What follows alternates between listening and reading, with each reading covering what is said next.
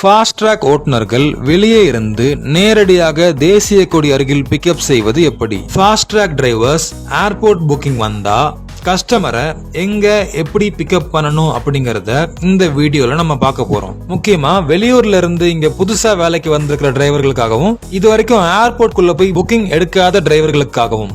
நீங்க பல்லாவரம், தாம்பரம், குரோம்பட் சைட்ல இருந்து ஏர்போர்ட் வரீங்க அப்படின்னா T4 என்ட்ரன்ஸ் வழியா உள்ள வாங்க.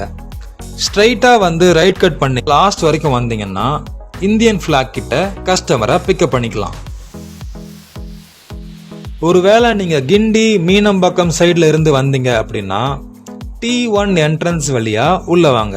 நீங்க உள்ள வந்த உடனே ஏரோ ஹப் ஈஸ்ட் அப்படின்னு ஒரு பில்டிங் இருக்கும். அந்த பில்டிங்குள்ள நீங்க போக கூடாது. அது பக்கத்துல மெட்ரோ ஸ்டேஷன். அதையும் தாண்டி நீங்க வந்தீங்கன்னா அங்க ஏரோ ஹப் வெஸ்ட் பில்டிங் இருக்கும். ஏரோ ஹப் வெஸ்டையும் தாண்டி T4 அரைவல் வழியா உள்ள வந்து திரும்பவும் Aero Hub West, metro station, அப்புறம் ஏரோ ஹப் ஈஸ்டையும் தாண்டி ஸ்ட்ரெயிட்டா வந்தீங்கன்னா இந்தியன் பிளாக் கிட்ட காமராஜ் டொமஸ்டிக் டெர்மினல், அதாவது உள்நாட்டு விமான நிலையம். உள்நாட்டுல இருந்து வர கஸ்டமர் பிளாக் கிட்ட இருக்கிற பிக்கப் பாயிண்ட்ல இருந்து தான் கேப் புக் பண்ணுவாங்க. பிளாக் கிட்ட போயிட்டு அங்கிருந்து நீங்க கஸ்டமரை பிக்கப் பண்ணிக்கலாம்.